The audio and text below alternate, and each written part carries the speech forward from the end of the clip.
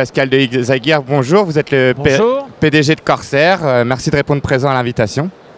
Alors, ma question, elle est simple, c'est de savoir, il me semble que Corsair a fait d'excellents résultats cet été, savoir dans quelle mesure, et puis ensuite savoir les destinations qui, selon vous, ont mieux fonctionné, où il y a eu les résultats les plus probants.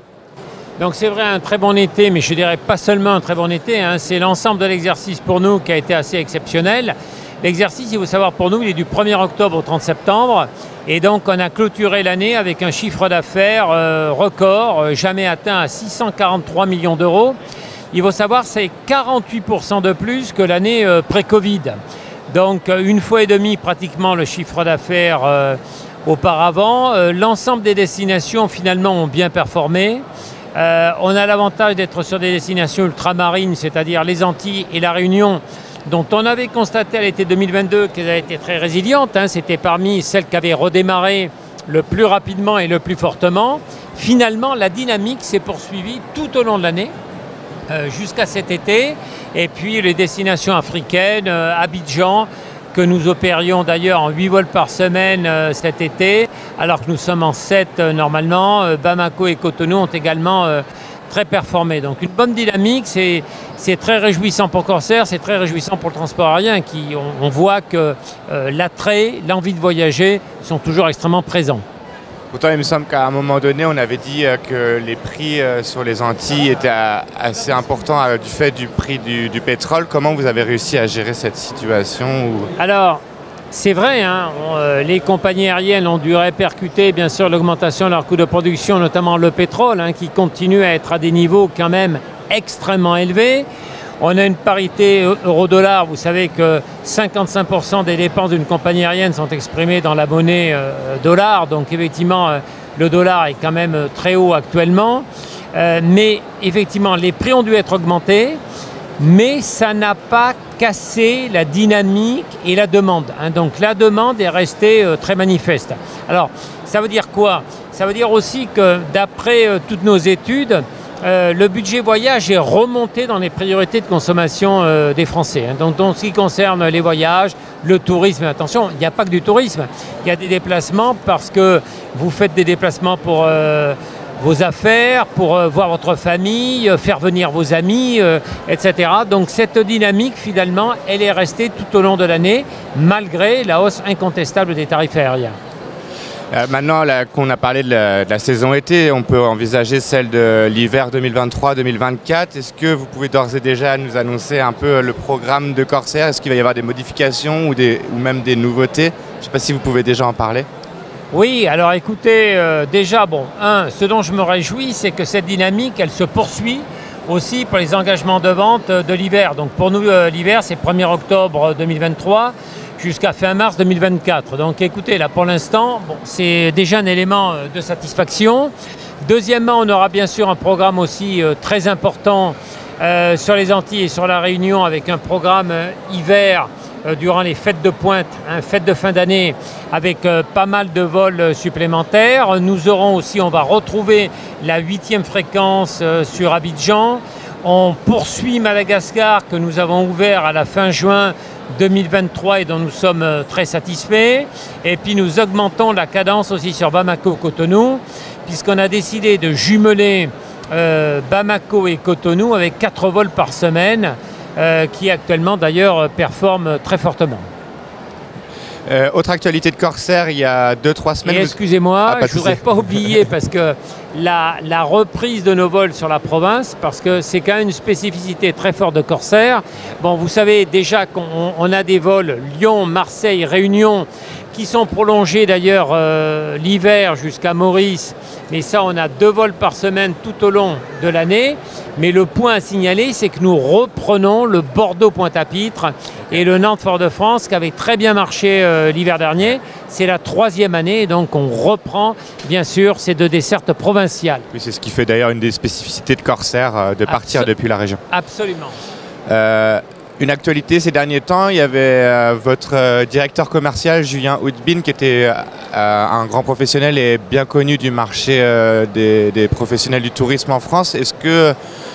Comment vous allez réorganiser un peu votre direction? Est-ce que vous lui avez trouvé un remplaçant ou comment ça va se passer?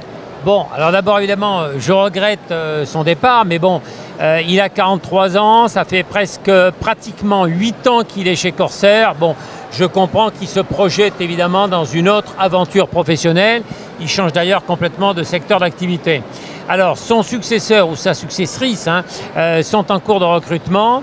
Et en attendant, je vais partager son périmètre entre la directrice marketing Martinaz qui va récupérer la partie vente et puis le directeur web digital qui va récupérer la partie programme revenu management.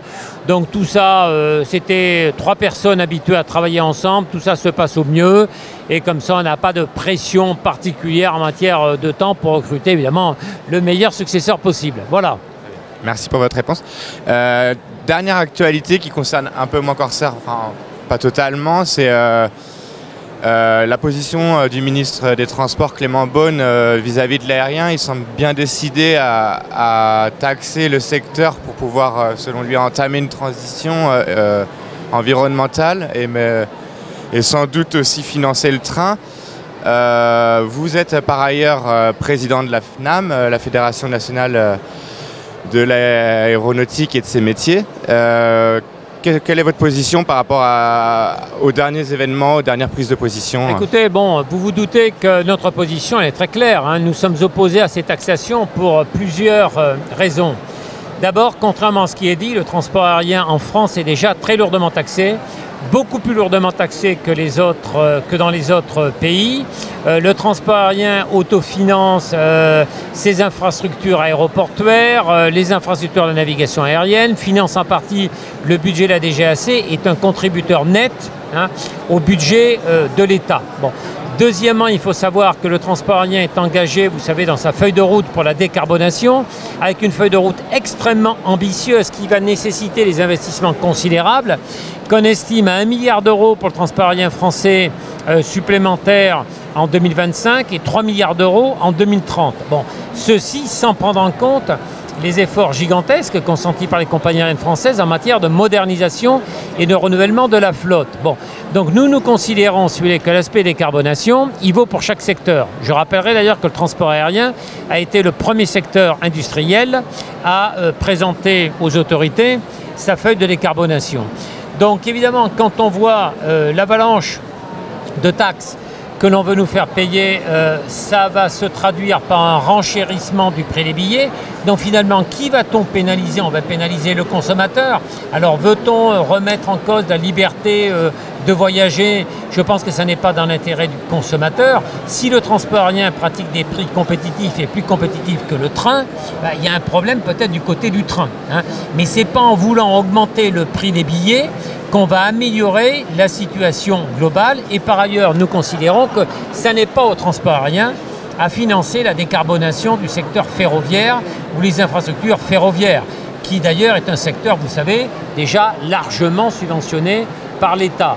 Donc forcément, nous mettons en garde les autorités contre ces tentatives, d'autant qu'attention, on vous parle uniquement de mesures de taxation purement nationales, ce qui pour nous est absolument incohérent, puisque le problème de la décarbonation, il doit s'envisager au minimum à l'échelle européenne, voire à l'échelle internationale, parce que sinon vous ne faites que pénaliser le transport aérien français par rapport à ses concurrents étrangers. Alors, secteur aérien français qui, vous le savez, jusqu'au Covid, a perdu pendant 20 ans 1 point chaque année de part de marché, donc il ne représente plus que 40% du marché au profit des concurrents étrangers, alors que le transport aérien français, c'est 96% d'emplois basés en France. Voilà, donc nous, on appelle simplement à la cohérence des politiques publiques. Merci beaucoup Pascal de Izaguirre d'avoir répondu présent, puis à bientôt. Merci Clément.